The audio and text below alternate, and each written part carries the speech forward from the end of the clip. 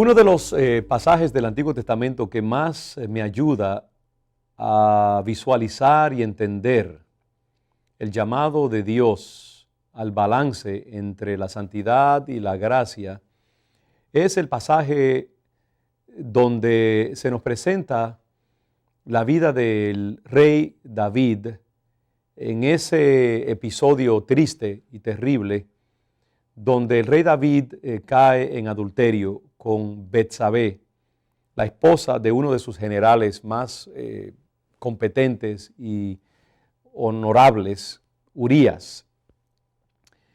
Y en ese pasaje conocemos la historia bien. El rey David, tentado en una forma muy poderosa, ve a esta bella mujer desde su azotea, bañándose desnuda, se llena de lujuria, ordena que la traigan a su casa, tiene una relación ilícita con ella y esta mujer queda encinta. Y David, tratando de esconder su pecado y de evitar un escándalo nacional y sobre todo que se trata de uno de sus generales más honorables, trata de esconder esto y llama a Urías a su casa y del campo de guerra para que vaya a su casa y se acueste con su mujer y que como de esa manera tratar de disimular lo que sucedió. Pero Urías, un hombre de honor, se rehúsa a ir a su casa pensando que sus hombres están pasando tantos trabajos en el campo de guerra y no se acuesta con su mujer. Y entonces David acude a una solución maquiavélica terrible de que se asesine a este hombre honorable para tratar de encubrir la situación.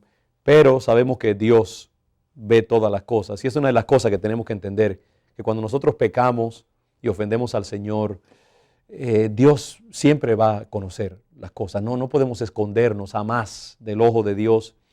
Y antes de nosotros pecar, siempre tenemos que saber eso. Yo digo que hay dos seres, podríamos decir tres seres, que siempre saben todo lo que nosotros hacemos. El primero somos nosotros mismos, nuestra conciencia, que se hiere y sufre daño cuando nosotros pecamos contra Dios.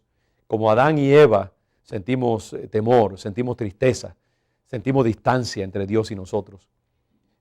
Una de las cosas que nos debe impedir pecar es simplemente el hecho de que cuando pecamos ensuciamos nuestra mente, sentimos que se establece distancia entre nuestro Padre Celestial y nosotros y ya no podemos acudir a Dios con la misma soltura y la misma libertad.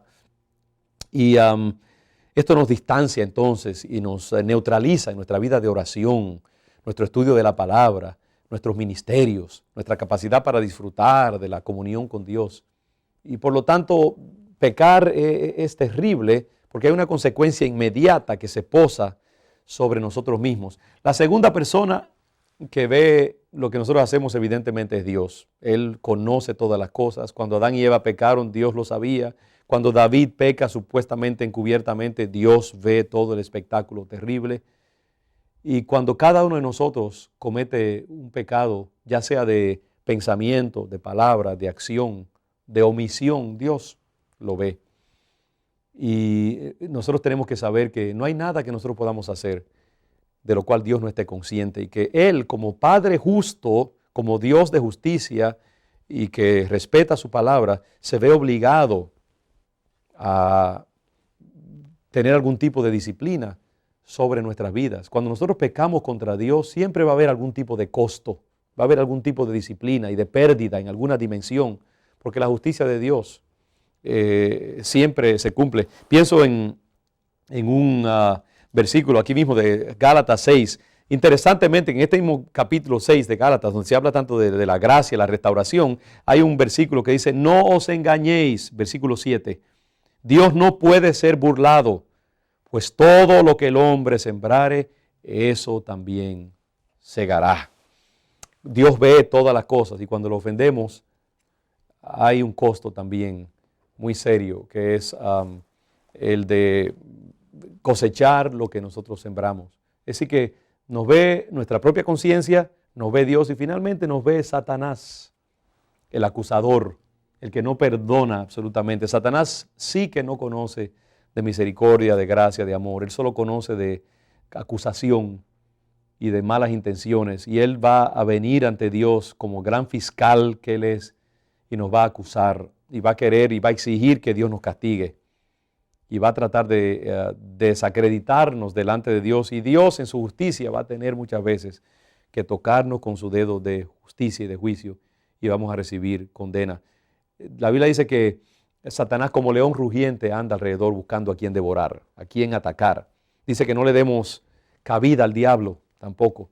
Entonces cuando nosotros pecamos hay costo, hay pérdida. Y todo eso lo hemos reflejado en la vida de David.